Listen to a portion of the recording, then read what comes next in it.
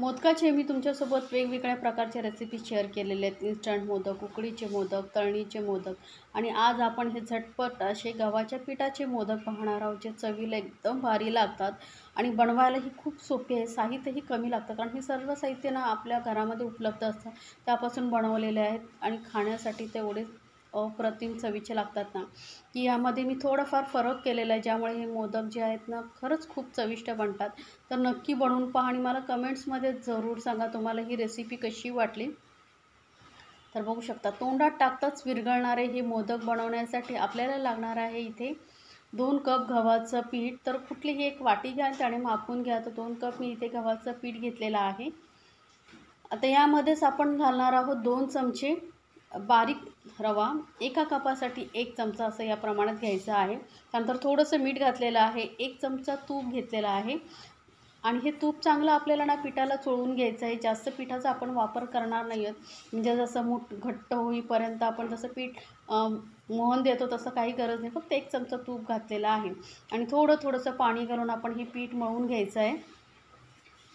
बघा, थोडंसं पाणी घालून हे पीठ आपल्याला ना थोडंसं असं मऊसर असं मळून घ्यायचं आहे. जास्त घट्ट मळायचं नाही, थोडं मऊ मळायचं आहे. कारण आपण यामध्ये रवाही घातला आहे ना, तर थोडासा मुरला पाहिजे. त्यासाठी आपण इथे थोडं मऊ भिजवून 10 मिनटं मी इथे झाकून ठेवलं होतं. बघा, पीठ चांगलं मुरलं गेलेलं आहे, रवाही चांगला फुलला आहे. आता याचे ना छोटे छोटे असे आपण मुटके करून घेणार आहोत. काहीच कठीण काम नाही आहे, फक्त गोळा करायचा आणि हाताने असं बोटाने असं दाबून घ्यायचं. तर या पद्धतीने आपण जास्त जाड नाही, पातळ असे आपण मुटके करून घेऊया.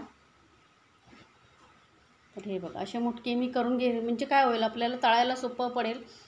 तर हे मुटके आपण बनवून घेतलेले आहेत, तेलामध्येच तळून घेणार आहोत. तर मग मीडियम गॅसवरती आपण मस्त असे थोडेसे खरपूस होईपर्यंत आपण हे तळून घेऊया. म्हणजे काय होईल, आपण गव्हाचं पीठ, रवा जे कच्चं वापरलं आहे ते चांगलं शिजलं जाईल, मस्त असं तळलं जाईल आणि लाडवांना टेस्ट खूप छान येईल आणि लाडू जास्त दिवस टिकतील. आता हे व्यवस्थित अलटून पलटून सर्व बाजूने थोडासा सोनेरी रंग येईपर्यंत तळून घेऊया. तर हे बघा, मुटके आपले तळून झालेले आहेत, थंड करून घेतलेले आहेत. आता याचे छोटे छोटे तुकडे करून घेऊया. म्हणजे काय होईल, आपल्याला मिक्सरमधून बारीक करायला सोपं पडेल. त्यामुळे याचे छोटे छोटे तुकडे करून घ्यायचे. आता हे छोटे तुकडे करूनही तुम्ही थंड करून घेऊ शकता, यामुळेही लवकर थंड होतील. तर हे मी असे छोटे छोटे तुकडे याचे करून घेते.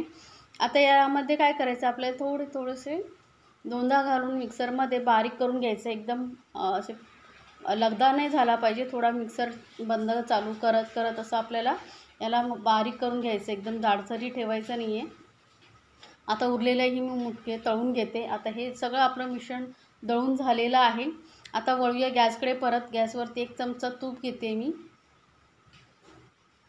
सेम कढईमध्ये आपण ज्यामध्ये मुटके तळले त्यामध्ये 1 चमचा तूप घेतलेला आहे. त्यामध्ये थोडेसे ड्रायफ्रूट्स घालते. आपल्याला जास्तीत जास्त ना फक्त 2 चमचे तूप लागतं, जास्त तूपही आपण वापरलेला नाही आहे. थोडंसं 1 चमचा खसखस घालते.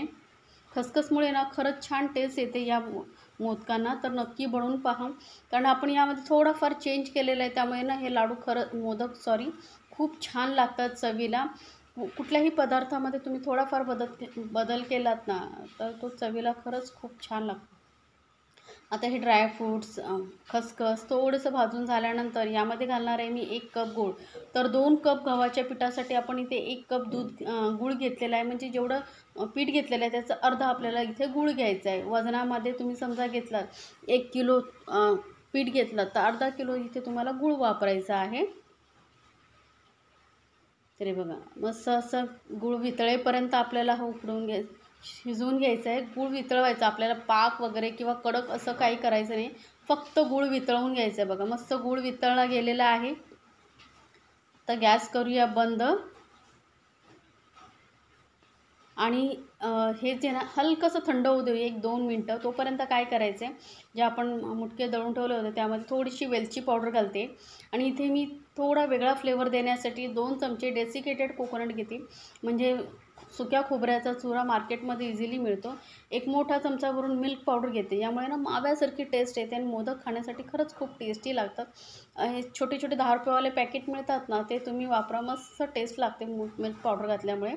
तर आता हे सर्व आपण व्यवस्थित मिक्स करून घेणार आहोत, कारण आपल्याला हे मोदक जास्त दिवस ठेवायचे असतील, 2-3 दिवस, तर आपण यामध्ये मावा वगैरे वापरू शकत नाही. त्यामुळे मिल्क पावडर वापरली ना तर हे मोदक टिकतातही छान आणि चवीलाही खूप छान लागतात. तर सर्व साहित्य मिक्स केल्यानंतर आपण यामध्ये जो गूळ वितळवून ठेवला होता तो घालून घ्यायचा आहे. लक्षात ठेवा, जास्त एकदम थंड करायचं नाही. 1 मिनिटभर आपण हे सर्व साहित्य मिक्स करेपर्यंतच गूळ थंड करून घेतलेला. तर हा लगेच गरम गरम गूळ या पिठामध्ये टाकायचा आहे आणि आपल्याला मिक्स करून घ्यायचं आहे. गरम आहे त्यामुळे चमच्यानेच मिक्स करा. तर हे सर्व गूळ मी यामध्ये काढून घेतलेला आहे. आता याला चमच्याने आपण व्यवस्थित मिक्स करून घेणार आहोत. यामध्ये ना तुपाची काही गरज नाही आहे जास्त घालण्याची. अशी मोदक ही 2 चमचे तुपामध्ये जरी बनवलात ना तरी मोदक खरंच खूप छान लागतात. नेहमी एकाच प्रकारचे उकडीचे मोदक किंवा तळणीचे मोदक बनवण्यापेक्षा हे थोडे वेगळ्या प्रकारचे जर मोदक बनवलात ना तर प्रसाद देण्यासाठी ही एक उत्तम पर्याय आहे. तर नक्की बनवून पहा या पद्धतीने. आता हे सर्व मिश्रण थोडंसं मिक्स करून झाल्यानंतर थोडं थंड झालेलं आहे व्यवस्थित. तर आपण आता हाताने व्यवस्थित मिक्स करून घेऊया.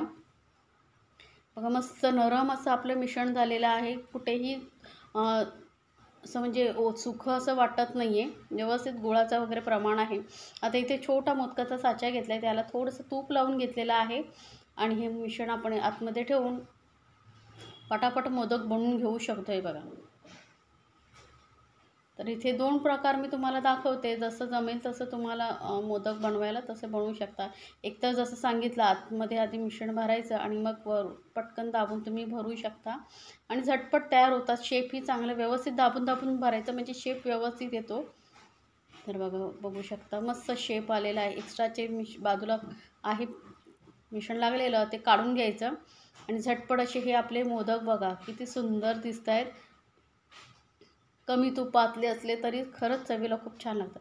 आता इथे ना मी थोडंसं खरबुजाची बीज येते ना ती लावते वरून. तुम्ही ड्रायफ्रूट्स लावू शकता. थोडासा डेसिकेटेड कोकोनट वरून भुरभुरते थोडंसं हलकंसं, म्हणजे दिसायला सुंदर दिसतं बघा या पद्धतीने. असे ही मोदक दिसायला खूप सुंदरच दिसतात हे. किंवा डायरेक्ट तुम्ही हे साच्यामध्ये असंही मिश्रण भरू शकता. जसं तुम्हाला जमतंय, सोपं पडतंय त्या पद्धतीने तुम्ही हे मिश्रण मोदक बनवू शकता. हाताने फक्त व्यवस्थित दाबून घ्यायचं आहे म्हणजे काय होतं, शेप व्यवस्थित होतो. कुठेही पोकळ राहिलं नाही पाहिजे, नाही तर तिथे शेप बिघडतो. त्यामुळे दाबून आपण हे मिश्रण भरून घ्यायचं. हे मोदक ना चवीला खरंच खूप छान लागतात. घरी कधी काय गणपतीला जास्त पाहुणे येणार असेल मग त्यांना प्रसाद देण्यासाठी तुम्ही हे बनवू शकता आणि बनवून 2-3 दिवस राहतात, अजिबात खराब होत नाही. तर एकदा नक्की बनवून पहा आणि मला सांगायला विसरू नका तुम्हाला ही रेसिपी कशी वाटली. तर हे बघा मस्त असे सुबक सुंदर असे हे आपले मोदक तयार झालेले आहेत. हे आता मी तुम्हाला डेकोरेशन लावून म्हणजे डेकोरेशनसाठी वरून बी वगैरे लावते, डेसिकेटेड कोकोनट वापरते. तुम्ही असे जी बनवून ठेवू शकता. एकदम मस्त असे झटपट होणारे मोदकची रेसिपी तुम्हाला कशी वाटली ते मला सांगायला विसरू नका आणि चॅनलला सबस्क्राईब करायला विसरू नका. तर झटपट असे हे आपले गव्हाच्या पिठाचे पौष्टिक असे चुरमा मोदक झालेले आहेत तयार.